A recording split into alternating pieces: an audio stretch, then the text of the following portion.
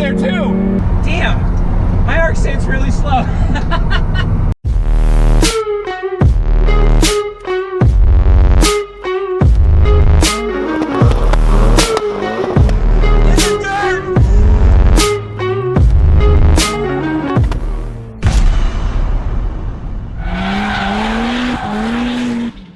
What is up, boys and girls?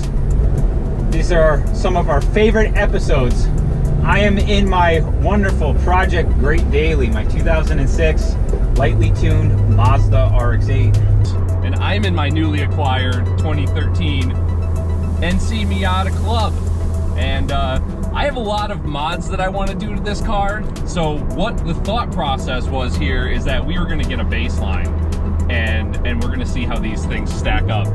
And I think that this was probably the best, the closest.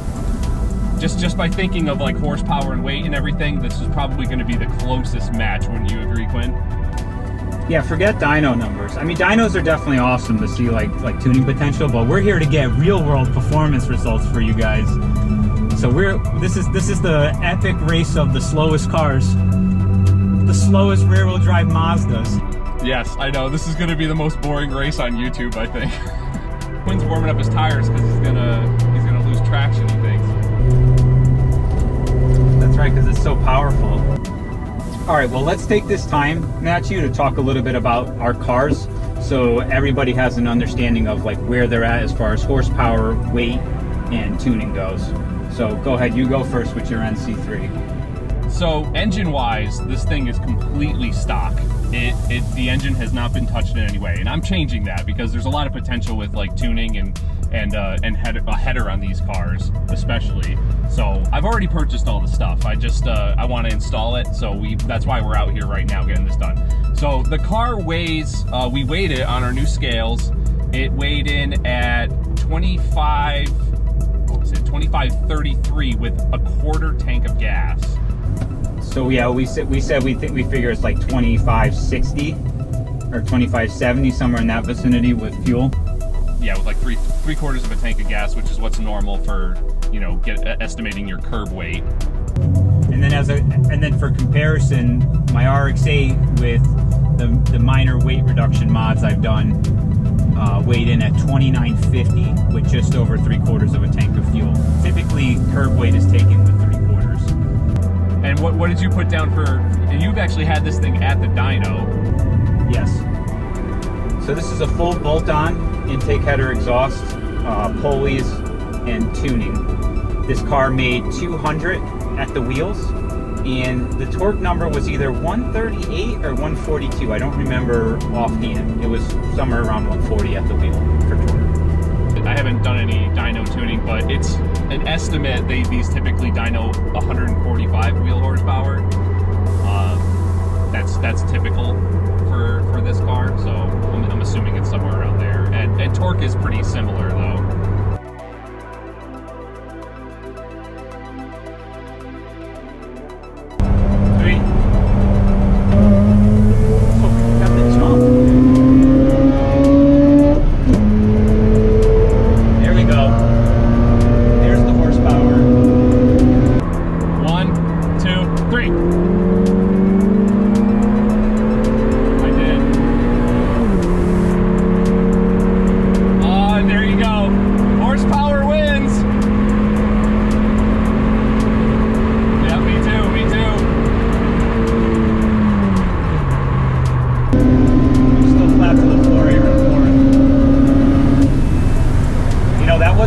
That wasn't as much of an annihilation as I thought it was going to be with 50-ish more horsepower. I think I might have a little bit of an advantage with torque just being a piston engine and weight. Probably. Yeah, and like I started pretty high in the RPMs there too. So oh really? I didn't even notice what RPM I was at. It was in a sweet spot though. Yeah, I think I was around 6 when we started that, so it should be great. That's like where the power band is on this car, is 6 to 9. Yeah. Okay. All right. Okay, so we got a little of that. Here's a fun fact for you kids, for those of you who haven't turned into the channel that often. The RX-8 and the NC Miata share mostly the same suspension architecture.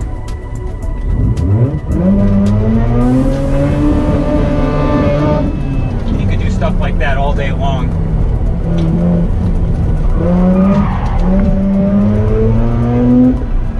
Let's do it. So on the third beep, ready?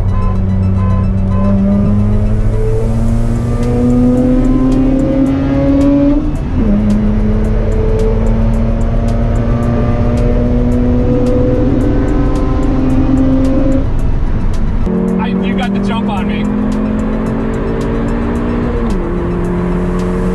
my God, yawn.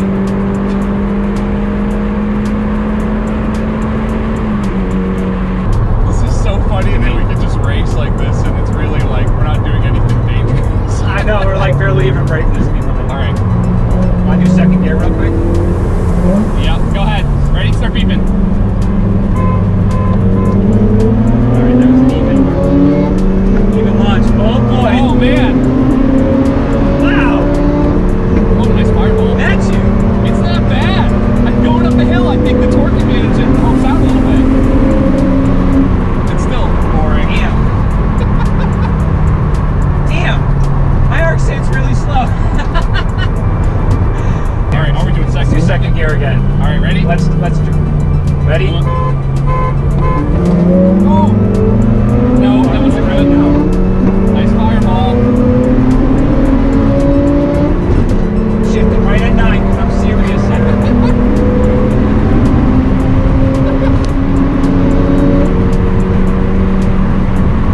Want to do second gear up this steep ass hill? Yeah, let's see if we can get an opening. All right, Right here. Right here. Oh God, truck. Ready? This is so stupid. I'm pulling on you though. There's a truck, giant truck. This is so stupid. We can just race these things all day long on like normal roads, and it doesn't even. Here, I got one. Let's do third gear right now. Third gear right now, from like Right now. low speed. I'm at 3,400 RPM. Ready? Yeah, one. This is ridiculous. You're in the inside corner there too.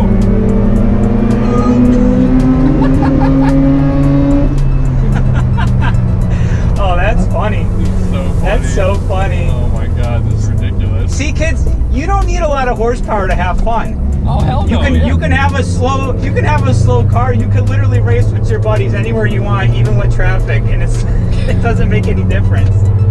Oh my God. That's hysterical. Yeah, that's great.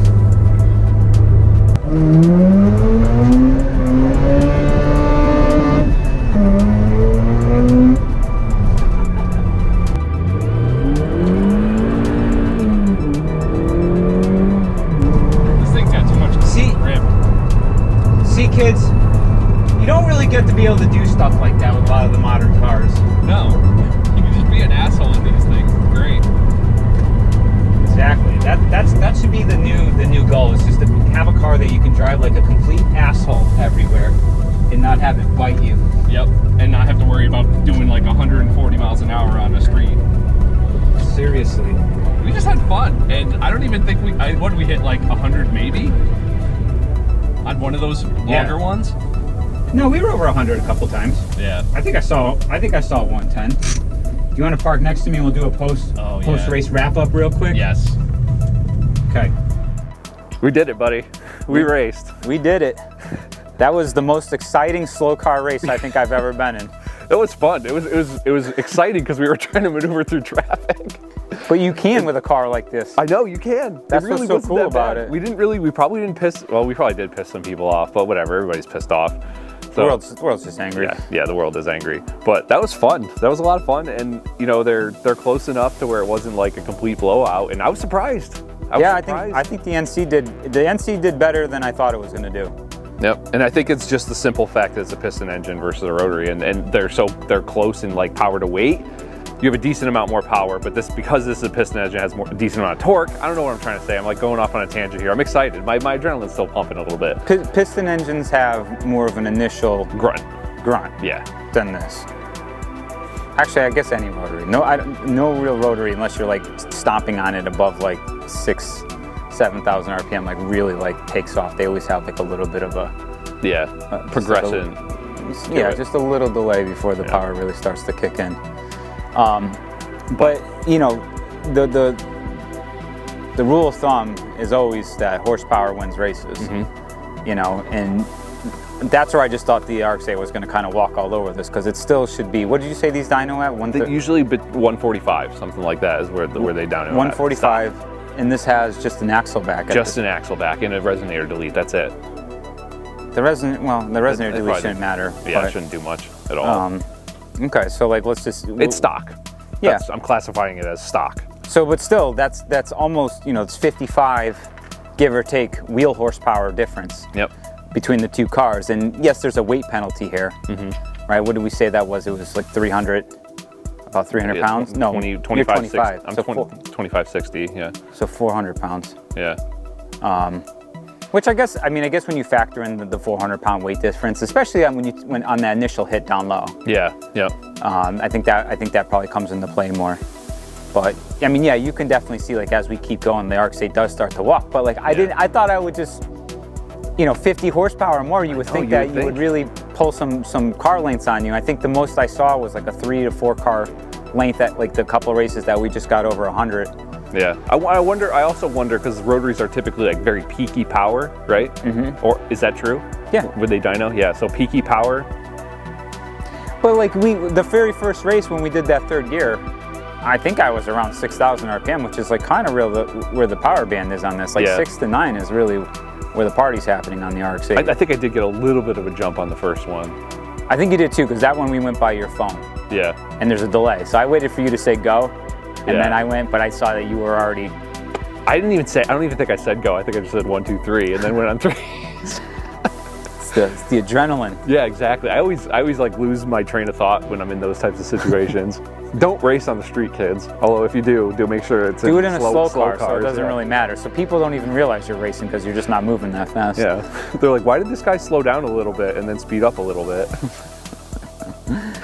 But I mean, it's just so cool. Like I think this is a really relevant race because these are, you know, like what do you want to? Same era. Not sister cars, but this is derived from this.